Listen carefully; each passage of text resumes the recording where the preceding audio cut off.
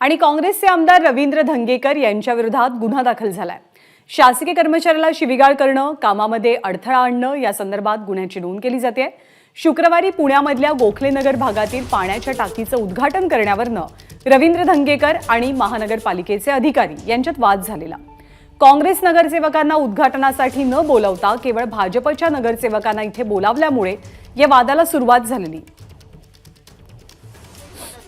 जगताप, तुम्हाला काय सांगितलं? तुम्ही का ना यांना सांगितलं आत घ्या म्हणून? बापाचा माल आहे तुझ्या? कुठला पांढऱ्या साहेब?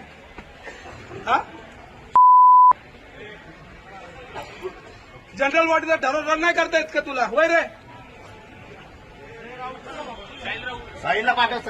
जगताप, तुम्हाला काय सांगितलं? तुम्ही का ना यांना सांगितलं आत घ्या म्हणून?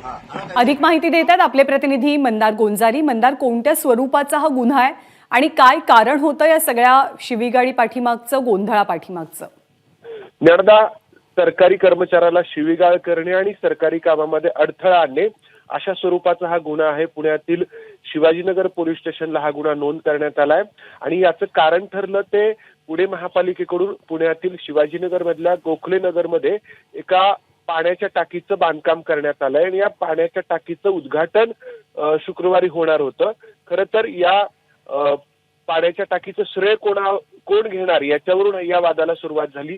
काँग्रेसचे जे स्थानिक नगरसेवक आहेत त्यांनी या टाकीचं उद्घाटन करायचं ठरवलं। भाजपच्या स्थानिक नगरसेवकांनी देखील या पाण्याच्या टाकीचं उद्घाटन करायचं ठरवलं आणि त्यातून वादाला सुरुवात झाली।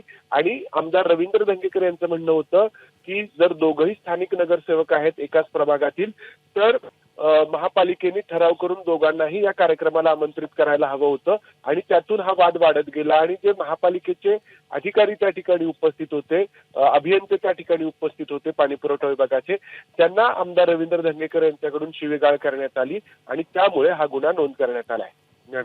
धन्यवाद मंदार या माहितीबद्दल। एबीपी माझा, उघडा डोळे बघा नीट।